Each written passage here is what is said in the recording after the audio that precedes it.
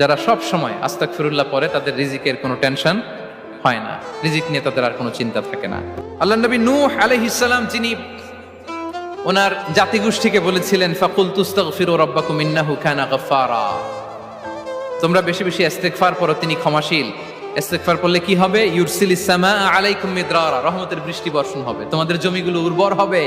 ওয়া ইউমদিদুকুম বিআমওয়ালি ওয়া বানিন, আল্লাহ তাআলা তোমাদেরকে সম্পদে বারাকা দিবেন, সন্তানে বারাকা দিবেন। ওয়া ইয়াজআল লাকুম জান্নাতিন ওয়া ইয়াজআল লাকুম আনহারা, তোমাদের ফসল ক্ষেতগুলো সবুজ শ্যামল হয়ে ভরপুর হবে, তোমাদের রিজিকে বারাকা নেমে আসবে। তাহলে আমরা যেন বেশি বেশি ইস্তেগফার করি।